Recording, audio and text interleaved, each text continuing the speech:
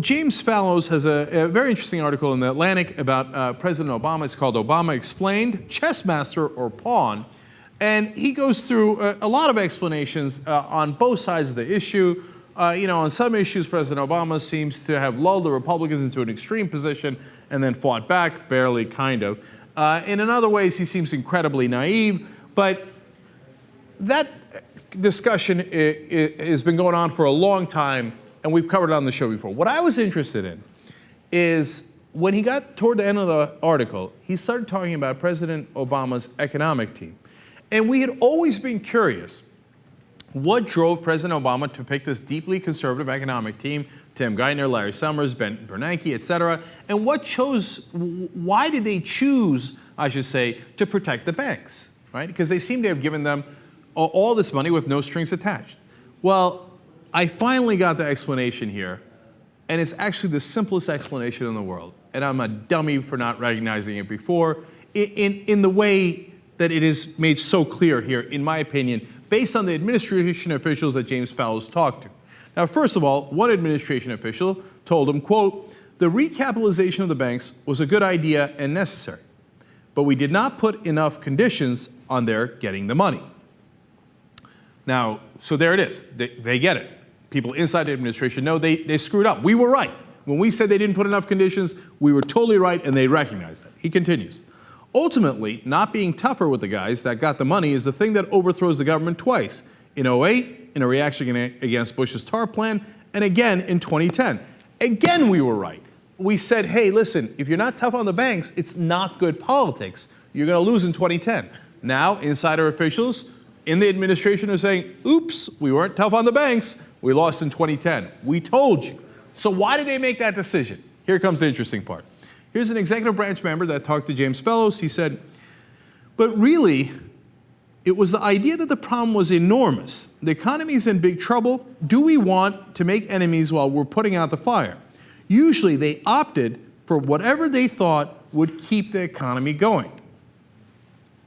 Now, why I think that quote is so important, and the rest of the article that surrounds it on this topic, is because there it is. They did it for obvious political reasons. Their number one priority was get reelected. If your number one priority is get reelected, well, what are you going to do with an giant economic problem like that? You're going to do a short-term fix on it. You don't want volatility in the economy over the next 4 years because you're going to go up for reelection in that time, and so are Democrats in your midterm elections.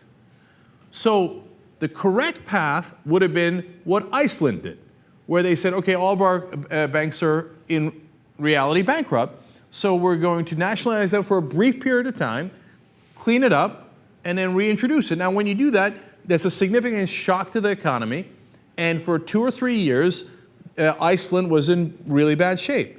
But they cleansed the system, and now Iceland is on the path to recovery and has got some great numbers. That was obviously the right way to go. Almost every progressive economist, Nobel-winning economist like Joseph Stiglitz said, that's what you should do. And we were wondering, why didn't they do it? And the answer was blindingly simple, because that would have cost them politically in the short term.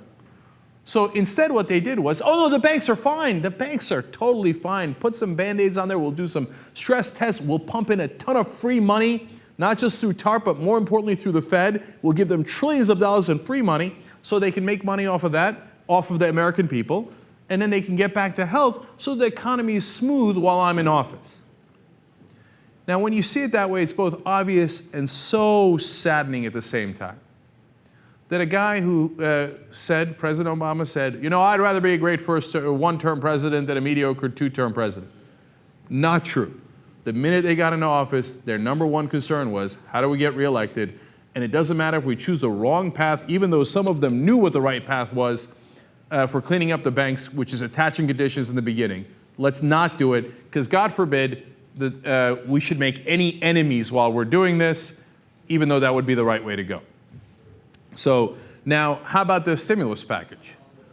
You know, another theory that we had was that President Obama was far too influenced by the pundits in Washington and by Republican reaction when he should have been laying out his own case. We've said it a million times, right? Well, Rahm Emanuel, former White House chief of staff, said, quote, at the time about the stimulus, quote, in the Congress and in the opinion pages, The line between prudent and crazy spendthrift was $800 billion. A dollar less and you were a statesman, a dollar more, you were irresponsible. In other words, well, the Republicans and the incredibly conservative commentators all over television and Fox News and the Washington Post and Wall Street Journal editorial pages told us we couldn't ask for over $800 billion, so we bowed our heads and didn't ask for over $800 billion, because that might have caused us political trouble. And the last thing in the world the Obama administration wants is political trouble. So finally, they did have one other consideration. When it came time to saying, hey, these bankers that destroyed our economy, perhaps they shouldn't continue to get million-dollar bonuses. I mean, isn't that the most obvious thing in the world, right? No, not to the people that were inside the administration. Larry Summers, Tim Geithner, Peter Orszag, all deeply conservative. Orszag and Summers have gotten millions upon millions of dollars from the banks. Tim Geithner has basically been their man in Washington. That's a literal quote from a banker for decades now. So here's what an executive branch member told James Fallows. Quote, Larry, Tim, Peter, when they heard about restricting bonuses or compensation, they would think, these are people's contracts. We can't change their contracts. When it comes to Americans, everyday Americans, if you lose your pension because the banker screwed up, oh, too bad for you. Hey, if your company goes bankrupt, GM or whatever, what do the Republicans and everybody else screams? Oh, no, we gave you too much pension. Public employees, we gave you too much pension, we're going to take that pension away. But what happened? They had contracts. Oh, they're regular people. They're peasants and serfs. Who cares about their contracts? They're not important. But our friends, the bankers, oh, they have contracts just like we used to and just like we will later when we work for these banks. By the way, Peter Orszag right now, working for Citibank. Of course. And he's got a contract. So the bankers' contracts are the most important, even when they go bankrupt. Normally when you go bankrupt, well, there's no money, so that contract is useless and irrelevant.